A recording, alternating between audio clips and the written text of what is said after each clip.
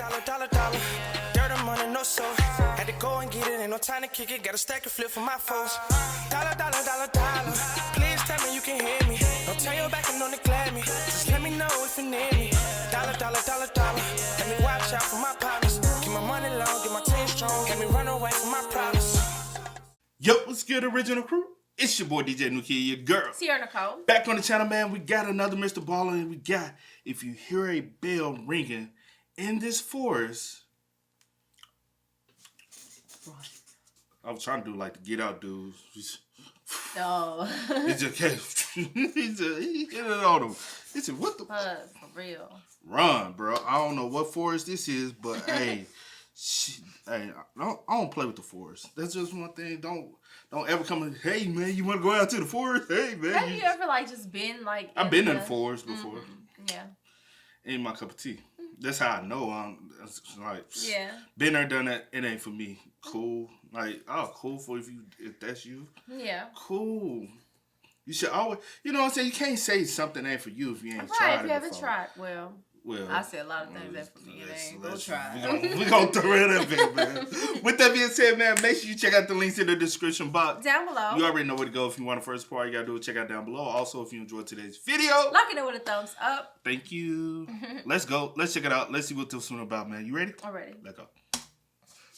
Today marks the beginning of our annual Scarathon, where for the entire month of October, all I do is tell you true, scary campfire stories. But before we get into today's story, if you're a fan of the strange, dark, and mysterious delivered in story format, then you've come to the right place because that's all we do, and we upload 2 or 3 times every week. So if that's of interest to you, please offer to sing at the Like Button's wedding for free, and then when it's time for their first dance, sing a rendition of Du Hast by Rammstein in an Australian accent. Also, please subscribe to our channel and turn on all notifications so you don't miss any of our weekly uploads. All right, let's get into today's story.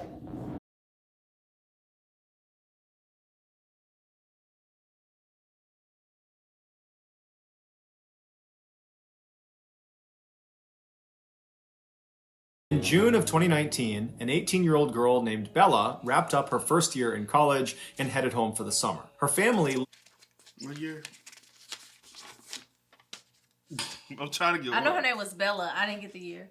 I'm trying to get organized on some other stuff. Sorry, y'all. This video is based on verified first-hand account from Reddit. Okay.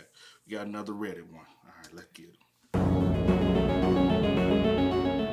In June of 2019, an 18-year-old girl named Bella wrapped up her first year in college and headed home for the summer. Her family lived just outside of this small town in France that was tucked up in the mountains and surrounded by this huge forest. And so growing up, Bella spent a lot of her time out in this forest, either by herself or with her father or other members of her family. And so she knew the forest like the back of her hand. Her favorite place to go in this forest was the man-made lake that sat kind of at the center of this forest. It wasn't huge, but it was a beautiful view, it was very peaceful, and so she liked going out there. The way she would get to it is she would leave her house, she would hop in her car, she would drive a couple of miles down the road, and she would pull off into the shoulder of this road, and there was no signage that said this was the pull-off to get to the man-made lake. This was an area that she and her family had discovered, that there was this particular trail you could take. And so she would pull off at this shoulder, she would get out, and she would turn away from the road and just walk directly into the trees, which butted right up against the road.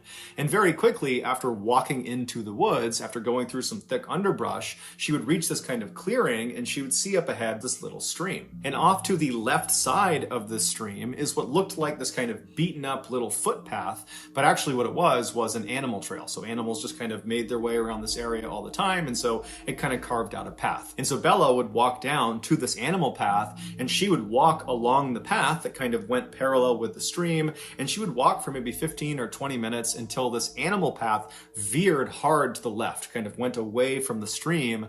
At that point, Bella would abandon the animal path and just continue walking along this stream, both stepping in the stream on some rocks and standing on either side when she could. And she would follow this stream due north, just going straight into the heart of this forest for about an hour, walking at a fairly leisurely pace until the stream connected with this east to west running river. And at this point, Bella would turn left, facing west, and she would follow along this riverbank about 20 minutes until the river fed into the man-made lake. And so she would stay at this lake, sitting on a rock, enjoy the view, and look at the animals and listen to nature all around her. That's just too damn far to be trying to go for a lake, bro. Like, you can follow the stream for too long. Nigga, just get in the stream, I guess. Bro, I could. It's just weird. I'm not, because by the time I get down at the lake, I'm not gonna want to walk all the way. I already had to walk so far to it. I done did, you know what I'm saying, my cart, you know what I'm saying? Get my... Well, that's what you want to do. That's what you want far, to do. Bruh. And then at some point she would turn around and retrace her steps all the way back to her car. For reference, one leg of this journey from car to lake or from lake to car took about 2 hours. Part of the reason Bella really enjoyed being in these woods and being at this lake was because it just kind of felt like they were hers. Because up until this summer in 2019, the only other people that Bella had ever seen anywhere in this forest or near this lake were other members of her family. So it really felt very private. So in June of that year, Bella comes home from college, and almost immediately she wants to go out to the man-made lake because she hasn't been in months. She's been in school, and so she's eager to get back to some place that she kind of considered to be her happy place. So one morning she gets up early, and by herself she leaves her house, she hops in her car, she drives the couple miles down the road, she pulls off onto that shoulder, she parks her car, she hops out, she turns away from the road, she walks into the forest, she finds the stream and starts walking along that animal path right to the side of the stream. She walks for a few minutes until she reaches the point where the trail kind of cuts to the left, and she just stays on the stream and is just continuing walking along the stream. And about 30 minutes later, when she was maybe 1 or 2 miles short of the east-west running river, she hears a bell somewhere off in the distance, way out in front of her, out towards the river. It sounds just like a chime, a single chime. And as soon as she hears it, she stops because there's never any people out here ever, and that bell sound came from somewhere in the forest. And so she stops because she's not really sure if she actually heard that, because it could have just been her mind playing tricks on her or something. And so she stops and just kind of listens for a second, and then she starts to hear this bell just continuously start ringing. Now, the ringing was not uniform. It was constant, but it was kind of sporadic, as if you were holding a bell and kind of ringing it randomly, like you might see at a sports game. And so she's thinking to herself, you know, is there a dog that got lost somewhere up ahead and it's got a bell on its collar, and that's the sound I'm hearing? But as she's sitting there listening to this kind of sporadic bell sound, she's thinking, that's way too loud to be some rinky-dink bell on a pet's collar. So it's got to be something more robust. Did maybe somebody have a bell inside of a box, and that box got on the river and it's floated down river and it's like crashing into rocks or something? I mean, she's going through these very strange scenarios in her head, but she's not concerned about the bell. She's actually pretty intrigued. And since the sound of this bell seemed to be coming from the direction she was already traveling, she decided she would just keep on walking and hopefully see whatever it was that was causing this bell sound. And Typical. Bro, what would you do? Listen. I mean, in her defense, it's just a bell. You know what I'm saying? What would you do? But also, it's like, where did this bell come from? Because normally no one is out here besides, kind of, our family. I've never seen anyone else out here or whatever the case. What would you do? But that doesn't mean that no one else knows about it. You just never seen anyone. It could be anything. So it's nothing that's too alarming that I'll be, scared of. So, hey, I'm already going that direction. Let me see. But the way that I'm set up, one, I probably won't be out there by myself, no way. And then two, I don't know, because if I don't feel like I'm in fear or in like it's a threat or anything, then I probably will continue to go where I'm going. All right, let me. I understand why she out there by herself, because she's been out here. Yeah, so yeah. Years after years by herself. Right, so and it's the norm for her. Yeah, that's what I was going to say. It became normal for her. But what's not normal for you is the bell ringing. It's the bell ringing. And that throws your sense into kicks in place and be like, hold on, bruh, this shit ain't normal. I'm going to go the other way. The other way is back to the car. But you know what's so crazy, though? Some people, what they would do, a lot of people say they wouldn't do it, but a lot of people would go towards the sound. Because mankind is so fucking nosy. We gonna go see what it is. I mean, Even she's though already going that way anyway. Like I said, if I don't feel like I don't know what I do. I have to be in a situation. Like, I don't like scenario. What would you do if you were in this? I don't know. But that's why if I feel like it could be something, or I feel like it was a threat, or I was whatever, I may just go back to the car. But that's what I'm saying. Mankind is so nosy. We're gonna try to figure out what am I hearing, because they're just maybe she was intrigued. She was like, "What's that?" She knew tree. She knows. Bella just began walking along the stream again, kind of listening to this bell and thinking about what it was going to be. And after about 5 minutes of her starting to walk again, the bell just stops. It goes totally silent. And when it does, it actually kind of startles Bella, because she'd been listening to it so intently. And so she stops and she's listening, kind of expecting it to go off some more, but it doesn't. All she hears are the sounds of nature all around her. Now, Bella didn't have an explanation for what the spell was or why it stopped, but she really just wasn't that worried about it. She figured there was some sort of explanation for it. There had to be. And so she just kind of shrugged and kept on walking and put her focus back on getting to the lake. About 10 or 15 minutes later, Bella was still walking along the stream. She was still maybe a half mile or a mile short of the east to west running river when she sees up ahead on the left side of the stream as she's walking, there appears to be something laying on the ground that looks like it could be an animal or a rock. She doesn't really know what it is. And as she gets closer, she realizes it's a beaver laying on the ground, and this beaver is missing its head.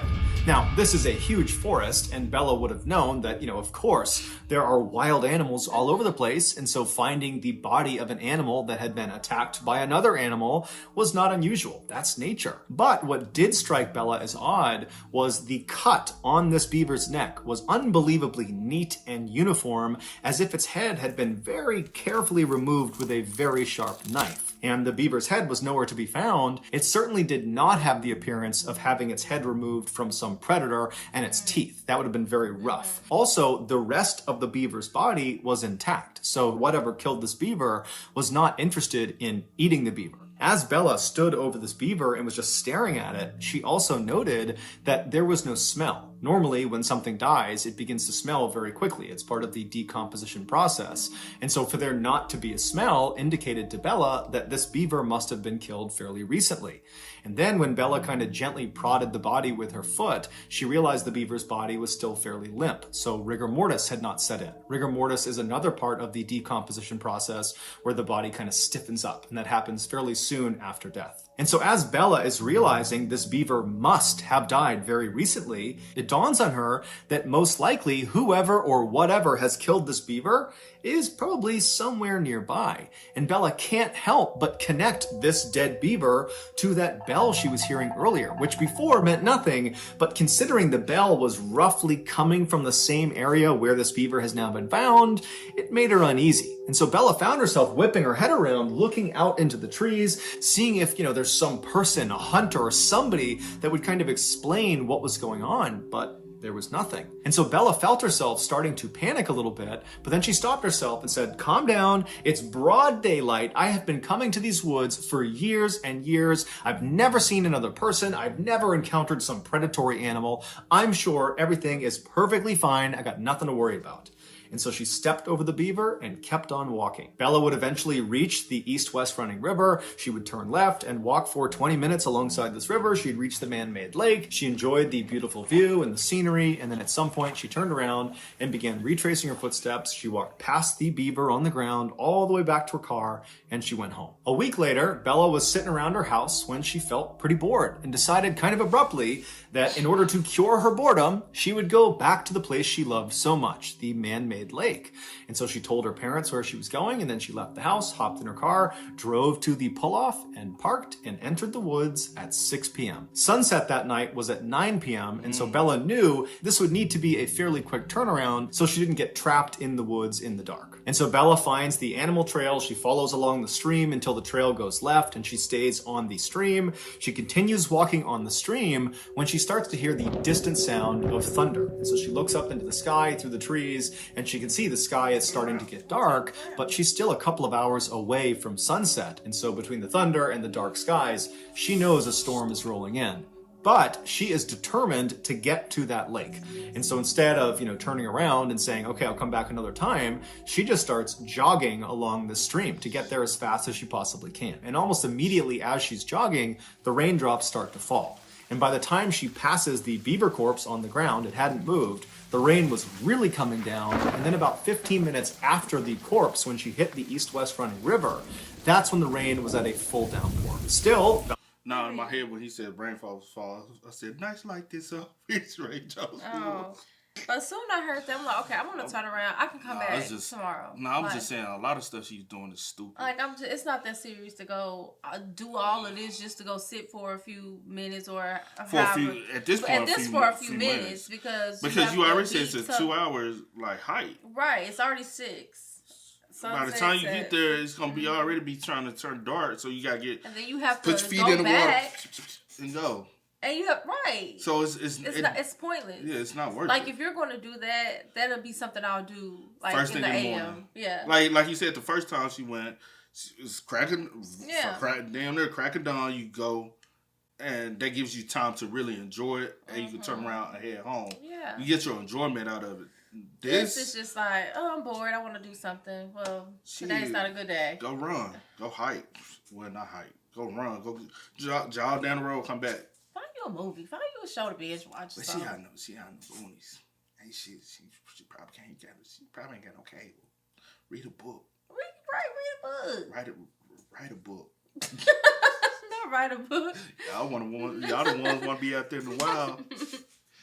Turned at the river and continued west towards the man-made lake as if she was going to go all the way, but only about a minute or two into this final leg. She still had about 20 minutes to get to the lake. She stops herself and she looks at her watch and she can see it's after 8 o'clock already. And she's thinking to herself, if I turn around right now, it's going to take me over an hour to get back to my car. Sun sets at 9 p.m. It's after 8 p.m. now. So already I know I'm going to have to navigate this forest at night in the dark, even if it's just for a little bit at the end.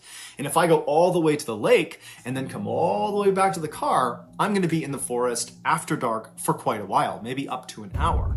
And she's thinking, I'm confident I can do that, but it's also pouring rain, I'm cold. If I get lost, this could turn into a very bad situation. And so she ultimately decides that even though she really wants to keep going, she needs to turn around, she needs to head back. And so she turns around and she walks back up alongside this east-west running river to where the stream fed into that river. She turns and begins walking south along this stream, headed back towards the car. On her walk, because the visibility was starting to get quite bad because it was so dark, she had her head down at the ground because she didn't want to trip. She's stepping on rocks, she's stepping on muddy areas. She wants to make sure her footing is solid.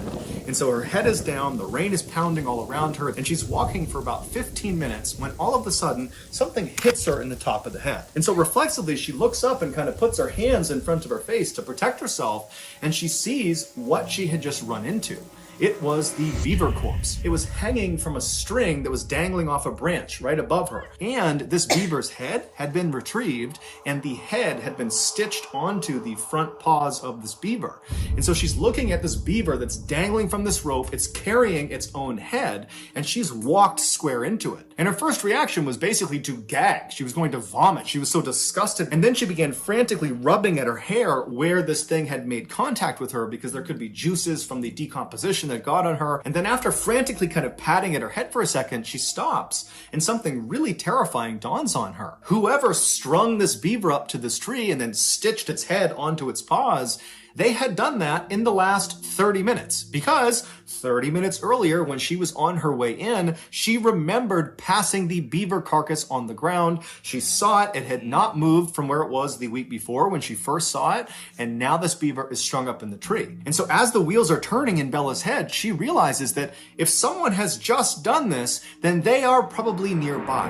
And at this point, it's really starting to get dark. The rain is pounding all around her. And she starts whipping her head around, looking in all directions to see if there's someone out there that did this. But as she's looking, all she sees is just dark forest in all directions. And she knows she's at least 1 hour, even if she runs from her car.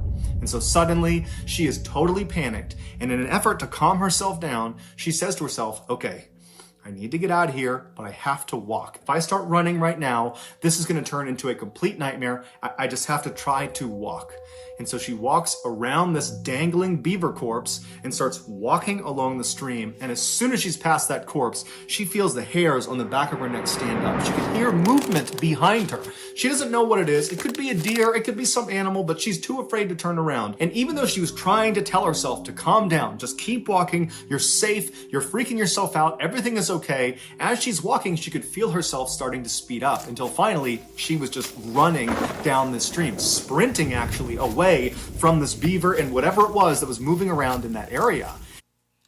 But you should have turned around from the jump. You didn't even, like, it makes no sense. You know what I'm saying? Yeah, because you didn't even... Because that was a blank trip from the jump. Anyway, because 20 minutes away from you know, reaching the man-made, you decided, I'm going to just turn around and go back to the car. You know what I'm saying? It's too dark. It's too dark. It's 8 o'clock now. Okay, well, it was late anyway from the jump. You left at 6. Mm-hmm.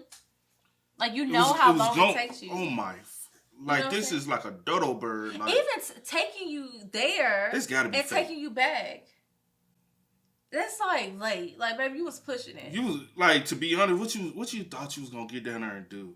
Because it still was going to be about 10 o'clock when you got to your car. Yeah. If you go down there, even if you chill for about an hour or whatever, 30 minutes or whatever, like, it's to be honest, it's going to be after 10. Because 2 hours there, 2 hours back.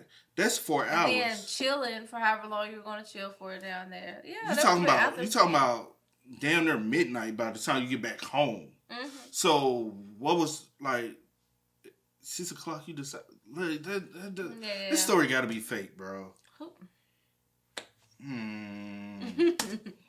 It could be real. At some point, she got so winded from sprinting so fast that she came to a stop, maybe 5 or 6 minutes after seeing this beaver. And as soon as she comes to a stop and she's walking, she still hasn't turned around yet, she hears the sound of that bell. And right away, it's the exact same sound she had heard the week before.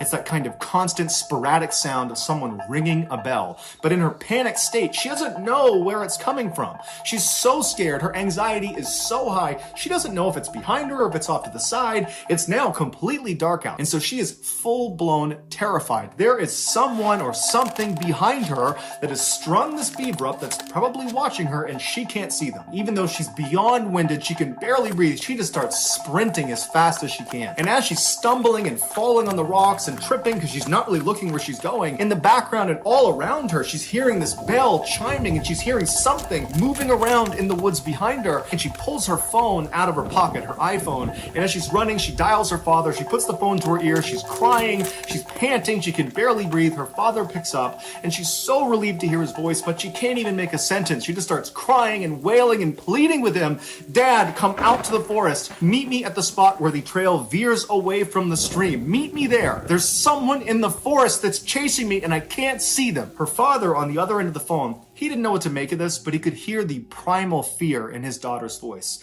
And so he didn't ask any questions. He said, stay on the line. I'm coming to meet you right now. So Bella's father and mother, with Bella on the line, they run out of their house. They hop in their car. They speed the couple miles down the road. They park next to their daughter's car. And as they're running into the woods, they can hear way off in the woods the sound of the bell. They can hear the bell. They hear their daughter screaming on the phone. They can hear the bell coming through the phone. And she's begging them to please come into the woods. Come in here. Save me. And so the parents run into the woods and they begin running up the stream. Meanwhile, Bella, who's way out in the woods, she's still 10 or 15 minutes away from her parents. She is barely able to run at this point. She's exhausted almost all of her energy. And as she's getting closer and closer to her parents, the sporadic bell sound is getting louder and louder and louder. Like whatever it is gaining on her. And she can hear behind her all these sticks and branches. They're breaking as if something is coming up to her. And finally, when it feels like this bell is right behind her head, she just kind of stops in defeat. She's too far away from her parents. She can't get to them in time. And so it was almost like she had to turn around and finally look at whatever it was that was behind her. And so terrified beyond words, Bella, who can barely breathe, she's so scared and so tired, she slowly turns around. Now, when she turns turns around and she's facing the other direction. She's looking across this clearing. She just happened to run past this clearing, and because it was a clearing, there was a little bit of moonlight that was coming down through the trees, just enough to illuminate this space that was about 50 feet wide. And as she's looking across this clearing, at first, she doesn't see anything. And then this tall, dark figure walks into the clearing, and as soon as it steps in, she can see it's got a bell at its waist. And with every step it took, it would violently ring the bell, causing the ringing sound. And so this thing starts moving into the clearing, and as Bella is staring at it, it was like time slowed down. She could not process what she was looking at. She didn't know what she was looking at. All she knew is whatever or whoever this is, they're coming straight at me. And so Bella suddenly got this unbelievable adrenaline rush. It was like her body went into autopilot to save her, and she turned around and began sprinting faster than she had ever sprinted in her life. And as she ran, all she could hear was the sound of that bell, which she now knew represented steps this thing was taking. And so the bell was getting faster and faster and louder, and she knew it was gaining on her, and she began lying and screaming out loud that, "I'm on the phone with the police, they're right up ahead, they're gonna be here any moment." But whatever it was that was behind her, they weren't fazed. They were just charging ahead, gaining on her second by second. Meanwhile, her parents had made it to the meeting spot, but her father, he felt like, I can't just sit here, and he just starts charging into the woods. He can hear his daughter screaming, he can hear this bell getting louder and louder, he just starts running towards it. And sure enough, seconds later, he sees his daughter come bounding out of the forest, and she leaps into his arms. He just grabs her, turns around, and runs with her back to the meeting spot. He grabs his wife, and the three of them just charge out of the forest, back to the parking lot, back in their car, and they speed off. In the car, all of them are crying. They don't know what to make of what just happened. Bella's trying to describe it, but she can't. And her parents, they had been on the phone listening to their daughter screaming, and all they kept saying to each other, the parents, was, "I heard the bell. I heard the bell. I heard the bell," as if the bell confirmed their worst nightmares, that there really was someone or something out in those woods that was trying to do harm to their child. They would drive straight to the police station where Bella would file a report about what she experienced out in the forest, and then afterwards her parents, as a precaution, took her to the hospital where she was determined to be okay, besides some bumps and bruises from falling down. The following morning, the police went out to the forest, to the area where Bella had explained where she had been, and they searched all along that animal foot trail and all along the stream, but they never found any sign of this dark figure with the bell. Bella would tell police that she had a handbag, and as she was running back, she dropped the bag. She remembered where she dropped it along the stream, but when the police went to that area, the bag was gone. Also, the beaver was no longer there. It was not tied up to the tree, it was not on the ground, it was gone. The only thing police found that was out of the ordinary was they found a little ways off from the stream, basically along the path that Bella would have been running on, they found a t-shirt neatly folded, placed underneath a rock. But the police and Bella and her family have no idea what that signifies. Ultimately, the police told Bella and her family that more than likely what she ran into was some kind of mentally unstable person that was living out in the woods, and perhaps when Bella came into the woods, they felt like she was on their property, and so they kind of tried to scare her off. But Bella has a hard time accepting that. She felt like, as she was running from whoever was behind her, that she was in mortal danger. That had it not been for her father running into the woods and literally grabbing her and running with her the rest of the way, that she may not have gotten out of the woods at all, that she might have been attacked and killed by whoever this was. She also can't help, when she looks back at the entire experience,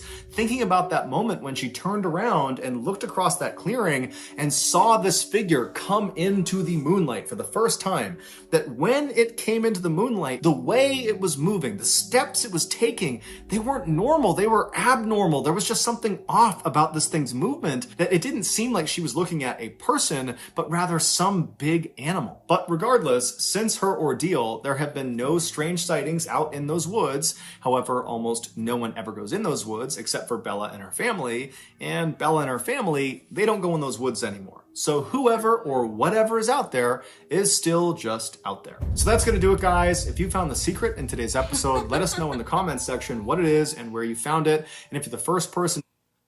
So, what do you think?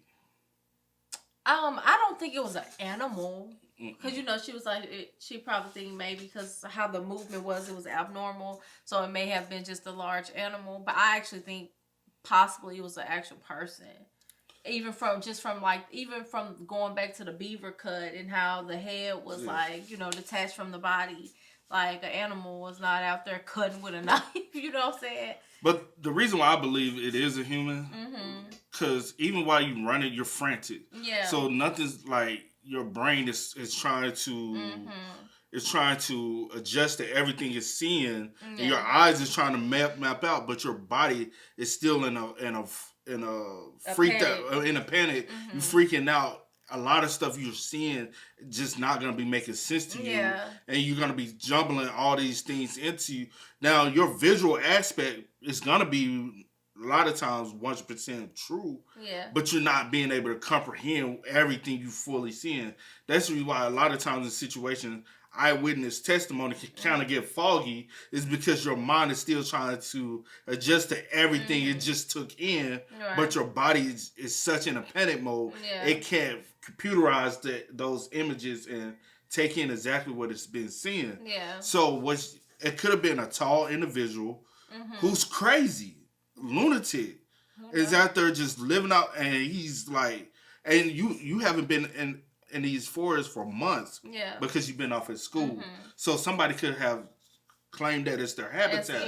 And study like how no one's been coming out here, so it's mine now. It's my territory. And he Nobody's was probably trying to, whoever it was, he, she, whatever, was probably trying to scare you away. You know what I'm saying? Thinking that you seeing the beaver or the hanging of the beaver or whatever will scare you, or the veil. Because they would have been hung the beaver. What it was you interrupt them whatever that first time you went. You interrupted them. So the second time they spotted you out there, and they were like, okay, I know she saw the beaver, and so they wanted to attack you at that point because they remember you from the first time. And when the first time you was out there, I don't believe I think you caught them off guard and they didn't know how to respond to it. So you have been out there for a whole week. So now they looking at it like, okay, now I can, you know what I'm saying? They done prepared, know what they're going to do if they ever see you out there again. Because 9 times out of 10, she saw the beaver on her way to the lake the first time. This time, they was able to spot you out there. They like, oh, and they probably watch you, see how far it take you to get there, see how far it take you not, you know what I'm saying? Now they got you so deep into the forest, it's dark, it's raining, or it's perfect timing. You get what I'm saying? So when it first started thundering and stuff, you should have just turned them around. I understand you like, well, even though it's raining, I'm finna get wet anyway. Honestly, I would have not went because it's already 6 o'clock. I would have not went. I would have just been like, hey, I'll just take a nap. Go to sleep. Well, it's 6 p.m. You don't want to take a nap at 6. Take a nap. Because then if you take a nap for about 2 hours, you finna be up half of the night. No, I'm just saying. But it's summertime, baby. You can sleep. Don't do something. You can sleep all the time you want. Like, I'm not about to go out there at 6 knowing it's going to take me forever, knowing the sun is about to go down, knowing, Unless she has absolutely no entertainment around at all. Yeah, maybe not. But even that, since she decided to go out there, yeah, like you said, soon I heard that little, I'm going back to the car. But like I said, high chance possibility, she's like, well, I'm finna go get wet anyway, so this little rain ain't gonna do nothing. But it's gonna be dark and thunder and lightning dark. Yeah, it wasn't even the rain. It was the fact that normally when it thunders, it already it gets dark quick. But so if it was in the daytime, say for instance around 10, I would have took that risk of going. You know what I'm saying? I'm feeling it's raining. I'm finna get wet anyway. If it's 10 a.m., you might as well just keep going. It ain't gonna hurt you, but it's daytime. Also, I'm sure you know somebody. It got to be other people who live out there. Y'all can't be the only, but in times it happens where you're the only one, but y'all can't be the only one. You ain't got no friends you can call up, hey, you want to go out to the lake? You know what I'm saying? Because what was this, friends? Yeah, like going out into the woods alone like that is not good. Yeah. You know what I'm saying? And you going off hours deep into the woods, like far away off the road. Yeah. Like, I understand you were only 2 miles down, you know what I'm saying, from the spot. But technically, you're hours away from the spot. I mean, yeah, but I guess it's one of those things. Like, I've been doing this for years. Like, this is I just wonder what how we many do. miles, like, technically. Yeah, like, this is just what, my family and I do. Like, hey. But 2 hours nothing. is a long time, though. I mean, but I'm pretty sure it's peaceful, and that's probably why she does it. It's like peaceful, walking, it's good. By for the yourself, mental. though? I mean, if it's something that you've done forever, it's just your norm. You're not thinking, oh, I understand, but something's shit changes. You ain't been around It that. does change, and something, I guess, had to happen for you to be like, I'm never going again. But until the end, you're going to continue to do what you normally do. That's with anything. You know what I'm saying? But I would agree to disagree. Okay, but whatever. but I do believe, we do agree on that. We do believe it's probably some... It's probably somebody that individual who came and be like, settled, settled down. But the bell don't really, because the bell he was ringing sound like a cowbell. Yeah, I don't like what a bell that could possibly be on him.